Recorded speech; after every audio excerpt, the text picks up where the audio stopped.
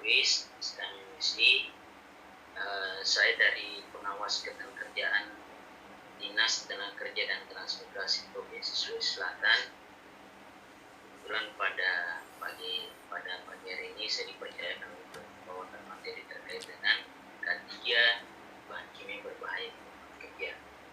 Jadi mungkin sebelum saya melanjutkan ke materi, mungkin saya sedikit mau bertanya pada rekan-rekan semua, apakah dari sekitar 22 peserta ini ada dari ilmu kimia, background pendidikan dari ilmu kimia? Ada Pak? Ada Bu? Saya Pak, dari background teknik kimia. Oh, teknik kimia ya? Ya. Teknik kimia gimana, Mbak? Di UI Pak. Kimia ya, UI. Oh, jadi mungkin kebanyakan yang ikut di sini dari wilayah Makassar ya? Ya. Nah, baiklah, untuk teman-teman, sebagai latar belakang kenapa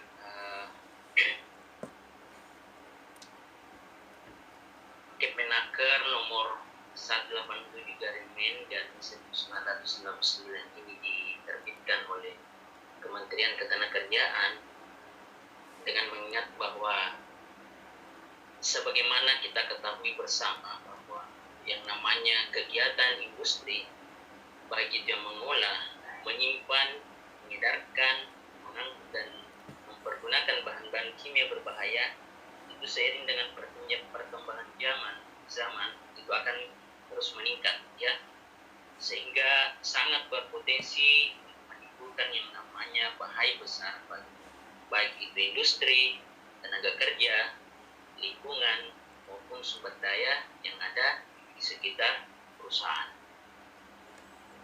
Jadi ini yang perlu kita ketahui bersama, kita perlu pahami bersama bahwa yang namanya kegiatan industri itu tidak akan mengalami yang namanya penurunan, akan selamanya mengalami yang namanya peningkatan ya, seiring dengan perkembangan zaman.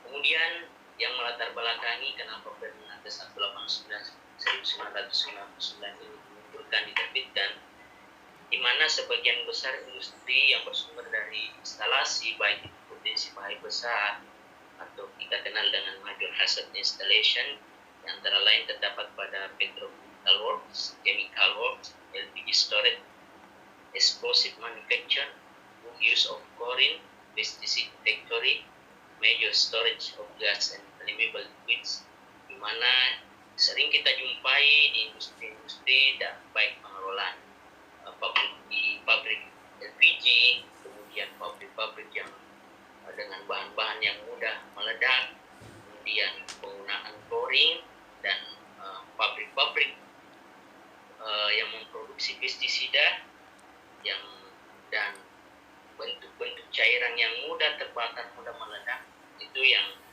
merupakan sumber dari bencana industri di negara kita utama.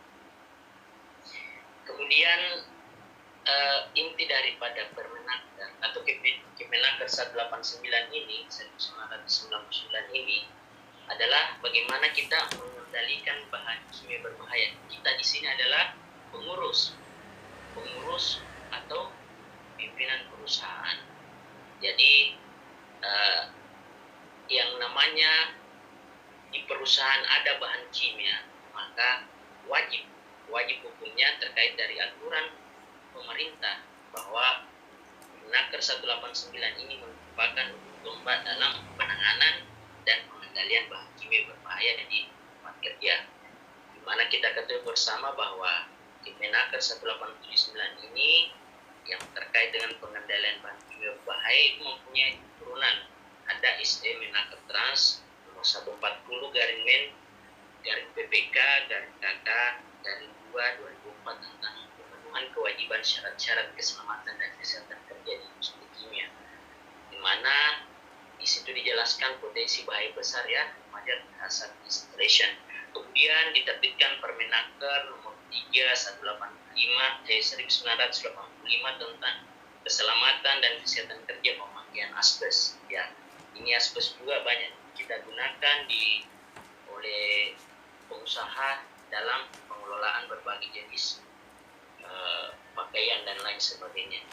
Kemudian Permenaker nomor 3 yang beda setahun, ini tahun 1986, tentang keselamatan dan kesehatan kerja di tempat kerja yang mengelola pestisida. Ini sangat penting juga kita pahami bahwa yang namanya pengelolaan pestisida yang tadi 5M menggunakan, memproduksi, menggunakan sampai mengangkut, itu diatur juga. Jadi bagaimana utamanya di tempat kerja kita dalam pengelolaan pestisida itu sangat ditentukan ya, sangat diatur dalam Permenaker ini, terutama dalam penggunaan pestisida yang digunakan oleh para petani kita ya, para petani ini artinya pekerja non formal, ya, di mana petani kita ini yang lebih banyak menggunakan pestisida di tempat kerja mereka.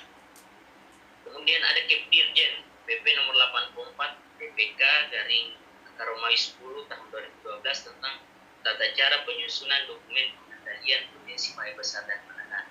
Jadi Kepdirjen ini yang akan membantu teman-teman ketika memang di tempat kerjanya juga sudah memenuhi syarat untuk dikatakan perusahaan yang wajib dalam pengendalian berbahaya. Kemudian ada laporan-laporan terkait dengan pengendalian potensi bahaya tersebut. Nah, disinilah di Kepdirjen ini akan dijelaskan secara detail bagaimana teman-teman pengurus perusahaan dalam penyusunan dokumen pengendalian potensi bahaya besar maupun potensi bahaya menengah tergantung dari jenis perusahaan saudara dalam mengelola bahan kimia, jenis bahan kimia yang digunakan.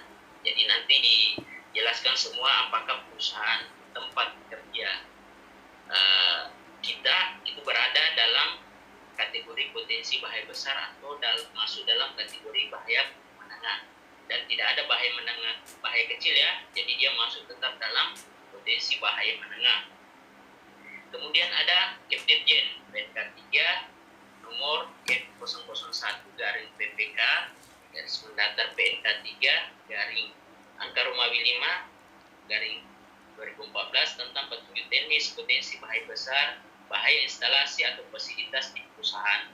Kemudian diatur oleh Konvensi ILO nomor 1 garing 1990 tentang safety the use of the chemical at work. Ada Konvensi ILO nomor 174 tahun 1993 tentang pencegahan kecelakaan besar, major accident prevention. Jadi saya kira sangat detail ya dalam bagaimana pengurus perusahaan yang masuk kategori wajib dalam pengendalian bahan kimia berbahaya itu sangat diatur ya, jelas dalam mulai dari penetapan sampai dia penyusunan dokumen pengendalian potensi bahaya besar di tempat kerja. Kemudian untuk selanjutnya definisi. Jadi mungkin teman-teman bertanya apa sih yang dimaksud bahan kimia berbahaya di sini? Jadi perlu saya jelaskan kembali bahwa bahan kimia yang dimaksud adalah bukan cuma dalam bentuk tunggal, tapi di sini bersifat campuran. Jadi tidak murni dia adalah bahan kimia tunggal, tapi bisa saja dia berisikan campuran, di mana berdasarkan sifat kimia atau fisika dan atau toksikologi itu dikatakan berbahaya terhadap tenaga kerja, instalasi yang ada di perusahaan dan lingkungan sekitar perusahaan. Jadi intinya ini bagaimana kita melakukan penanganan pencegahan yang ada di perusahaan maupun yang ada di sekitar tempat kerja. Jadi sebagaimana dalam dunia kesehatan itu dikenal yang namanya prevention.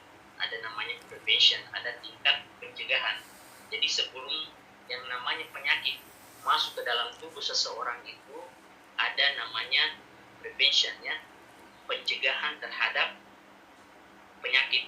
Nah, kemudian ketika penyakit itu berhasil masuk, maka itulah akan ada namanya kesakitan ya. Berarti penyakit itu masuk, berarti itu namanya pengobatan ya. Jadi bagaimana kita melakukan pengobatannya. Setelah pengobatan ada namanya rehabilitation ya. Nah, ada namanya kita merehabilitasasi. Bagaimana supaya penyakit yang pernah masuk dalam tubuh kita itu bisa kita taklukkannya, jadi tidak masuk kembali ke dalam tubuh kita. Jadi itu sifatnya adalah semuanya adalah tingkat promotion. Jadi bagaimana yang namanya ahli K3 di tempat kerja melakukan yang namanya promotion, memperbanyak namanya sosialisasi, memperbanyak yang namanya promosi-promosi terkait dengan bahaya-bahaya, utamanya terkait dengan bahan kimia berbahaya yang ada di tempat kerja. Jadi di sini sangat berperan adalah K3 ya, ahli K3. Tapi ketika perusahaan itu sudah memiliki yang namanya lebih spesifik lagi AK3, ahli K3 kimia, itu artinya dia sudah mendapatkan tingkatan yang lebih besar lagi. Artinya dia khusus menangani bagian kimia terkait dengan bahaya bahan kimia yang ada di tempat kerja. Jadi intinya adalah tenaga kerja, instalasi, dan lingkungan ya.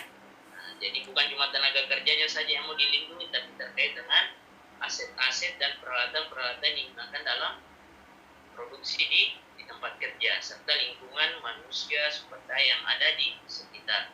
Ingat bagaimana hierarki pencegahan daripada yang namanya kecelakaan kerja. Sekira teman-teman sebelumnya mungkin sudah dapatkan atau belum dapatkan, tapi terkait dengan materi AK3, teman-teman akan pasti mendapatkan namanya bagaimana jenis-jenis hierarki pencegahan dalam kecelakaan kerja dan penyakit akibat kerja. Kemudian pengendalian bahan kimia berbahaya. Jadi upaya kita selaku pengurus perusahaan atau pimpinan perusahaan berdasarkan dari Kemenaker 187 bahwa upaya yang dilakukan untuk mencegah dan mengurangi risiko akibat penggunaan bahan kimia berbahaya di tempat kerja. Jadi ada upaya ya, namanya pengendalian, ada upaya yang kita lakukan dalam pencegahan. Yang saya katakan tadi, tingkatnya prevention ya, mencegah, kemudian mengurangi. Ketika kita tidak bisa cegah, minimal ada mengurangi. Jadi ada risiko yang masuk, ada risiko yang besar, bisa kita kurangi terkait dalam penggunaan bahan kimia berbahaya di tempat kerja, baik tenaga kerja, alat-alat, dan lingkungan. Jadi ini ya, jadi bukan cuma tenaga kerjanya, seulang lagi bukan cuma tenaga kerjanya, tapi peralatan dan lingkungan. Itulah pengendalian bahan kimia. Kemudian siapa-siapa saja yang berhak, yang wajib terkait dalam pengendalian bahan kimia berbahaya. Jadi mungkin teman-teman ada yang bertanya, apakah semuanya wajib ketika menerapkan Kemenaker 187 ini ya? Apakah semua wajib perusahaan? Jadi di sini dikategorikan bahwa pengurus perusahaan atau pimpinan perusahaan ada 5 ya. Maka saya sebutkan di sini, kita sepakat ada 5M ya: menggunakan, menyimpan, memakai, memproduksi, mengangkut bahan kimia berbahaya. Itu ada kewajiban. Jadi kewajibannya itu melakukan pengendalian berdasarkan dalam pasal 2 Kemenaker 187 1999. Jadi itu kita di situ kita kembali ke Kemenaker. Intinya dalam ketika kita dalam pengurus ada 5M ya. Apa saja kewajibannya? Yang pertama ada namanya LDKB. Mungkin teman-teman ada yang sudah dengar sebelumnya LDKB? Sudah pernah dengar sebelumnya? Ada yang sudah pernah dengar LDKB? Kalau MSDS ada yang sudah pernah dengar? Kenapa? Apa itu MSDS? mental disorder, sakit akibat penyakit kerja yang akibat posisi yang nggak benar selama kerja. Oh iya ya. Mohon maaf yang di sini yang dimaksud LDKB atau MSDS. Kalau LDKB itu adalah Indonesianya, bahasa Indonesianya ya, lembar data keselamatan bahan. MSDS itu material safety data sheet. Nah, sama dengan LDKB. Jadi terkait dengan LDKB, MSDS itu namanya bisa berbeda tergantung dari negara yang memproduksi atau negara yang menggunakan ya. Jadi mungkin kita di Indonesia lebih banyak menggunakan LDKB, tapi tidak selamanya memakai LDKB. Perusahaan-perusahaan asing itu banyak yang menggunakan kata-kata MSDS. Jadi kalau kita mau dalam terkait dengan LDKB ini, ketika teman-teman ingin mengikuti yang namanya pelatihan petugas kimia, ini akan didalami terkait dengan LDKB. Namun pada materi kita pada pagi hari ini saya kira sangat singkat ya, makanya kita cukup mempelajari dasar-dasar terkait dengan pengendalian bahan kimia. Jadi untuk lebih mendalam ada lagi kelasnya ya terkait dengan petugas K3 kimia dan ahli K3 kimia. Nah, jadi ada dua macam ini nanti juga disebutkan. Jadi LDKB itu lembar data keselamatan bahan. Kemudian yang kedua ada label. Jadi label itu adalah bagian terkecil dari LDKB. Jadi label ini saya kira teman-teman semuanya sudah pernah dapat yang namanya label ya. Label yang ada dalam kemasan tertentu. Kenapa label ini terbatas dalam informasinya? Karena sebagaimana kita ketahui bahwa yang namanya kemasan itu ada komposisi-komposisi yang spesifik, maksudnya tempatnya kecil, maka label itu tergantung dari kemasan, atau diperkecil juga tulisannya sangat tidak membantu dalam membaca terkait dengan informasi yang ada di label. Makanya muncullah LDKB. LDKB adalah bagian besar daripada label, atau label adalah bagian terkecil dari LDKB. Nah, ini berdasarkan pasal 3 poin A. Nanti kita berikan contoh, saya akan berikan contoh terkait dengan salah satu jenis bahan kimia yang sering sekali kita dapatkan di kehidupan kita sehari-hari. Jadi lengkap dengan LDKB-nya, lembar data keselamatan bahan atau material safety data sheet MSDS. Dan label ini yang kedua ya. Jadi terkait dengan, kemudian ada LDKB, ada label, berarti ada yang namanya petugas K3 kimia yang saya sebutkan tadi, atau ahli K3 kimia. Jadi petugas K3 kimia adalah petugas yang melakukan nanti disebutkan tugas dan kewajiban daripada masing-masing ini, dan termasuk dengan apa saja materi yang akan didapatkan ketika mengikuti petugas K3 kimia atau ahli K3 kimia. Yang jelas dalam pasal 2 ini, ketika jenis perusahaan atau pengurus yang ada di perusahaan masuk dalam kategori 5M ini, berdasarkan pasal 2 berarti ada kewajiban yang harus dilengkapi.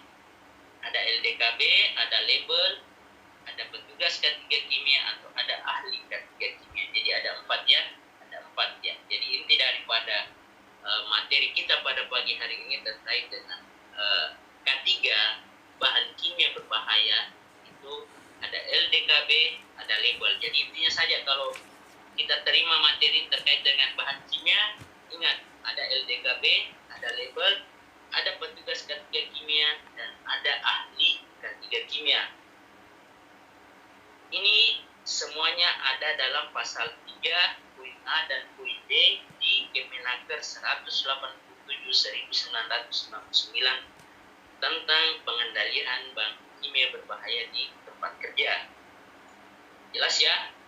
Ketika tidak jelas, saya kira teman-teman bisa langsung silahkan untuk memotong dan bertanya ya, untuk mengefisienkan waktu supaya, karena materi ini akan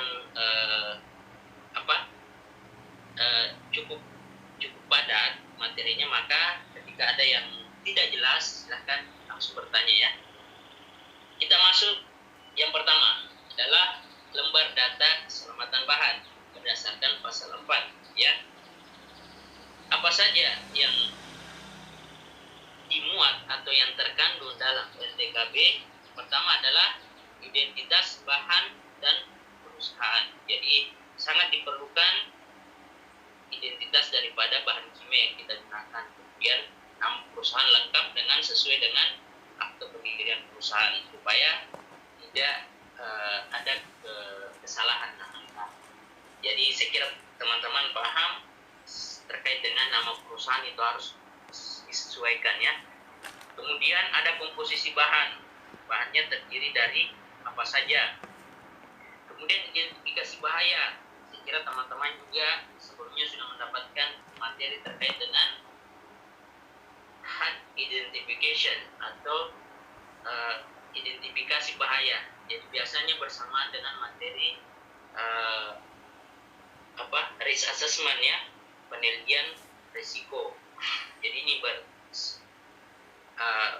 bersamaan semua materinya terkait dengan identifikasi bahaya terkait apa yang ada di tempat kerja, bahaya apa yang ada di tempat kerja. Kemudian ada tindakan P3K. Di sini juga saya perlu sampaikan bahwa yang namanya tindakan P3K sebelumnya itu ada juga pelatihan secara khusus. Ada namanya petugas P3K, sama dengan petugas kebakaran, sama dengan petugas K3 kimia, sama ya. Jadi ada materi lanjutan. Jadi ini adalah AK3, ahli K3 umum. Jadi masih ada yang lebih rinci-rincinya lagi. Jadi cukup kita di sini dasar-dasarnya dari apa saja yang kita lakukan ketika terjadi yang namanya kecelakaan kerja di tempat kerja. Jadi semuanya termaktub, tertulis dalam NDKB. Kemudian ada tindakan penanggulangan kebakaran sama dengan P3K yang saya sebutkan tadi. Baiknya harusnya ada petugas kebakarannya. Kalau teman-teman sudah mengikuti materi terkait dengan K3 kebakaran, itu juga akan dijelaskan nantinya. Kemudian ada tindakan mengatasi kebocoran dan tumpahan. Nah, sangat jelas ya, namanya bahan kimia itu bisa saja mengalami yang namanya bocor dan tertumpah. Nah, jadi bagaimana di dalam lembar data keselamatan bahan itu jelaskan apa-apa saja langkah-langkah yang dilakukan ketika terjadi yang namanya kebocoran atau tumpahan. Kemudian penyimpanan dan penanganan bahan. Jadi yang namanya setiap jenis bahan kimia itu penyimpanan dan penanganan bahan itu berbeda-beda. Jadi ada yang memang membutuhkan tingkat derajat kedinginan yang cukup, dan ada yang harus tidak boleh dingin ya, tergantung dari jenis bahan yang kita simpan. Kemudian ada pengendalian dan pemajanan APD. Di sini kalau kita berbicara dengan APD terkait dari Undang-Undang Nomor 1 Tahun 1970, APD adalah suatu kewajiban yang oleh pengurus perusahaan untuk menyiapkan. Jadi kalau kita berbicara di pasal 12 sampai pasal 14 Undang-Undang 170 itu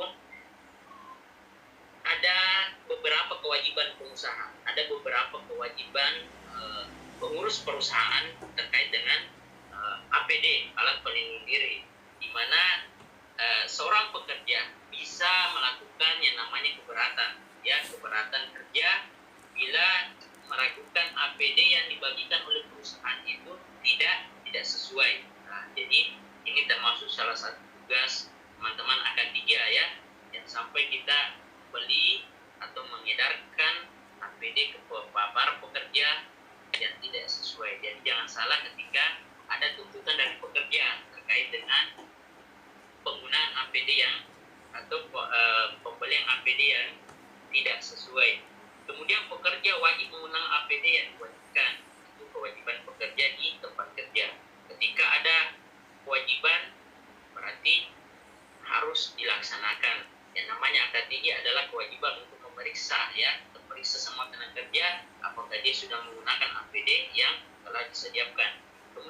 harus wajib menyediakan APD yang diwajibkan secara cuma-cuma. Itu dalam pasal 14 bagian C Undang-Undang Nomor 1 1970.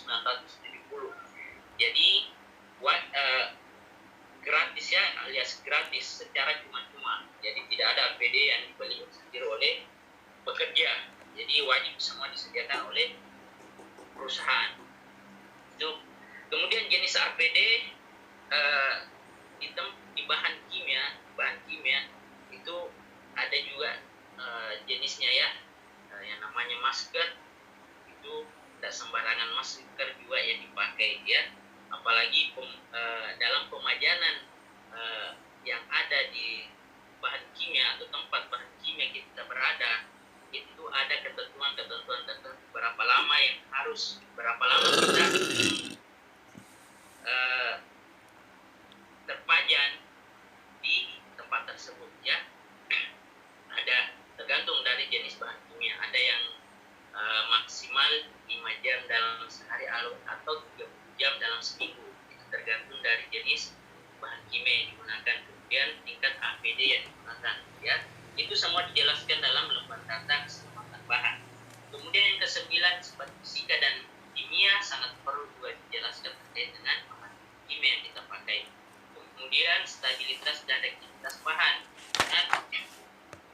Yang namanya bahan kimia adalah campurannya, tidak mesti adalah bentuk tunggal. Jadi bagaimana stabilitas bahan kimia tersebut ketika dicampur dengan bahan kimia lainnya, atau apakah air dan lain sebagainya, itu tergantung dari jenis bahan kimia. Kemudian apa reaktivitasnya bahan tersebut, itu harus juga dimunculkan di LDKB. Kemudian ada informasi toksikologi. Informasi toksikologinya adalah informasi yang berisikan tentang bagaimana tingkat-tingkat keracunannya, bahaya-bahaya keracunan pada bahan kimia yang digunakan tersebut. Kemudian ada informasi ekologi berhubungan dengan informasi terkait dengan lingkungan. Jadi lingkungan yang ada di sekitar, bagaimana supaya penggunaan suatu bahan kimia berbahaya itu tidak aman bagi lingkungan sekitar. Jadi bukan cuma manusia,